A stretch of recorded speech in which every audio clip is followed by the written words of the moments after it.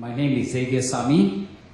First and foremost, I must applaud the government for this budget because it's very generous and it's a balanced budget. It's indeed, I think every Singaporean has got something on, if you look at it. So we must applaud the government for that. But then I have got one concern for the healthcare system. Although it's applauding that the budget for the healthcare has been increased from 4.8 billion to 5.7 billion. That's about 18.2% above what the last budget was. But then here again, where is this money going to go on?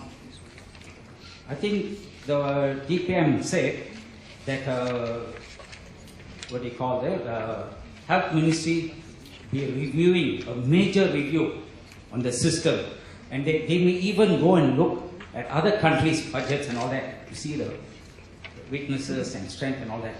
So coming to that point, our older Singaporeans have often expressed anxiety over rising health costs and their fears that they will not be able to foot the bills when they fall ill. So there's a psychological effect on the Singaporeans. So, but if you look at this, the ground feedback I get, if you go to the, what they call OPDs, you'll find a lot of senior citizens there. They are there for repeat, what they call treatments or whatever it is. Every time they go there, they have to pay something. Although we know it's very heavily subsidized, it's true, no doubt about it. But the little amount that they pay for repeat visits can be quite substantial. So there is a psychological fear. And I understand that if they want to pay through MediSave, there is what they call an administration fee. Why must there be an administration fee for that? For if they want to pay. And here again, they go to the OPD also, they have to wait for long, Every visit they go. So, and here again, now we have also said, we have got CHASE, Community Health Assistance Scheme. How far is this being pushed through? Now, even if you have, what do you call, the heartland doctors and whatnot, it's not well patronized. If I'm not, I may be wrong, but here again, the charges also must be come up same to like what they call, OPDs. And here again, if you go to the E&E, an accident, once you go in there, straight away you go to the counter, the registration says, you have to pay $99. They tell you straight away $99. I'm just puzzled, why 99? Why 99, at A&E? Why not be 100? Is 88 better? No, but that is why I don't know where they came out, So this I think, and then here again, even you talk about the medicines, There are a lot of medicines that is not subsidized. Even from the OPD, certain medicines you cannot get. They expect you to go to, you may have to go to GH or what. But when you go over to GH, you don't get that subsidy. So I think when you review this, before, of course, Minister Gan says, nobody will be let off without any, they got Medifund and all that. No, it's not that easy to go to the Medifund. No, there's a rigorous thing to go on.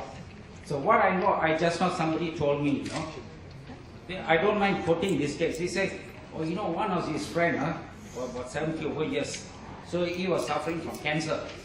So all his MediSave fund, everything all was gone. Xavier, we really need you to I just thought of this, okay. Otherwise we'll hear your whole family history.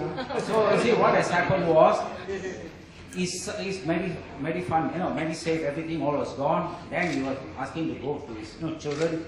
So the children fund also, they went through what they call social service and all that. It didn't work, So these are some. So give me a chance to respond. Okay. Thank you. Thank you. Hi, I'm Judy. What I wanted to ask was that, based on what the guy said earlier, right?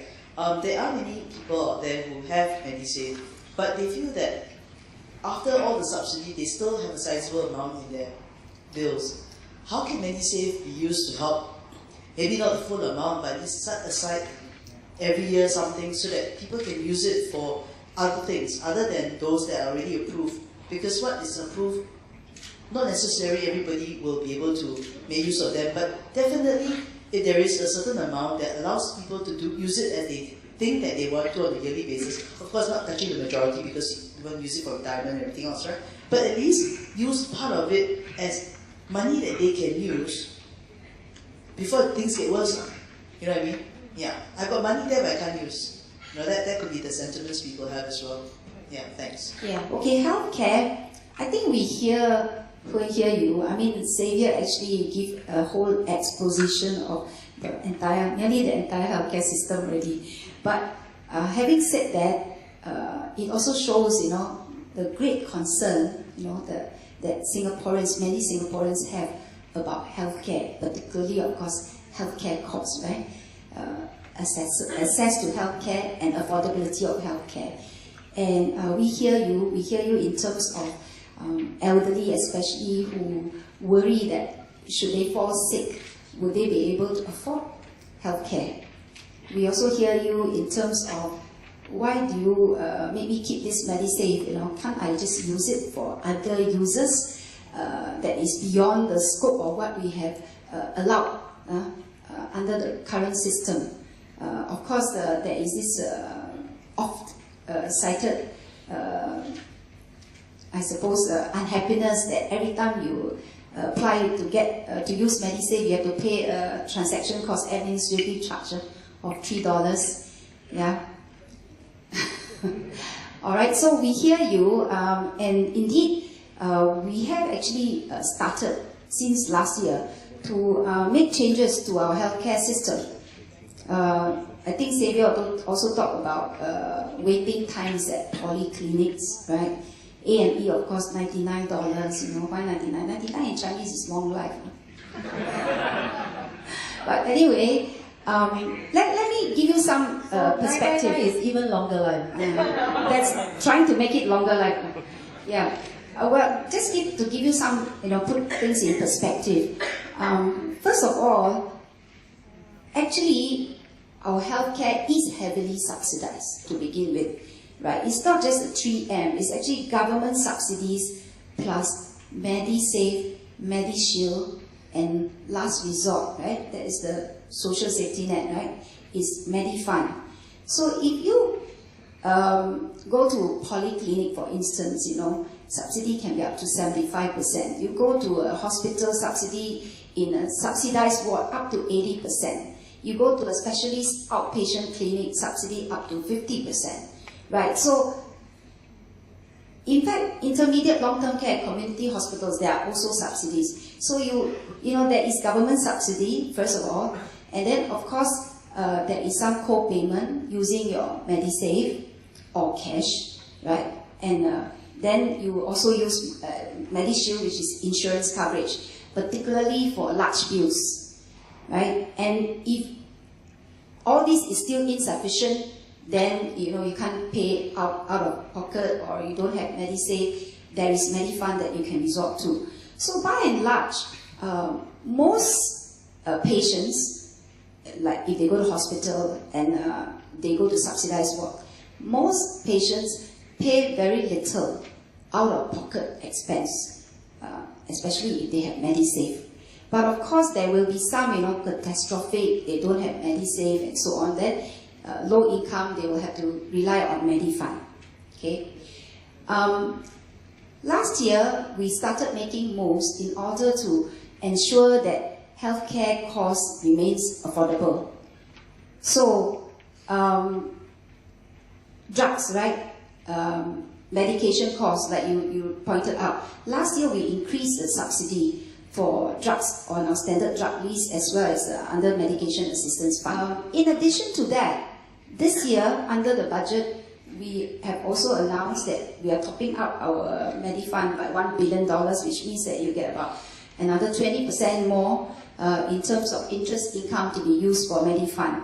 And we are going to widen the scope of the use of MediFund to include even middle income patients. So we will give you more details of that again in Committee of Supply. Last year we started CHARS, as Xavier rightly pointed out. Actually the take-up for CHARS by participating clinics and dental clinics, right, GPs and dental clinics, as well as the take-up by individuals who can qualify, has been very significant, pretty positive. I will give you an update of the numbers now. COS, we will let you know what the numbers are, but it's really quite significant. And that is actually government subsidy, portable subsidy in fact, right? Where you can go and see a participating GP or dental clinic and you get subsidized care. So you don't have to go to polyclinic and you don't have to wait.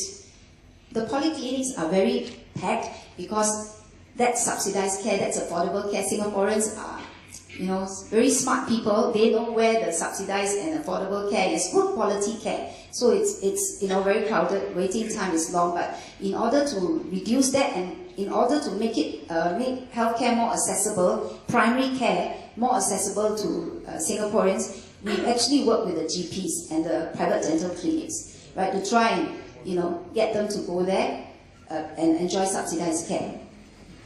Now, I mentioned Seniors Mobility Fund. Again, that is actually to improve affordability, especially for elderly, in terms of if they have to have home care, right? Ensure that they can get subsidized care too, if they don't have to go to nursing homes or if they choose not to go to nursing home. We will be reviewing our healthcare financing system, like you rightly pointed out. We know Medisave, people are asking why can't we broaden or widen its use.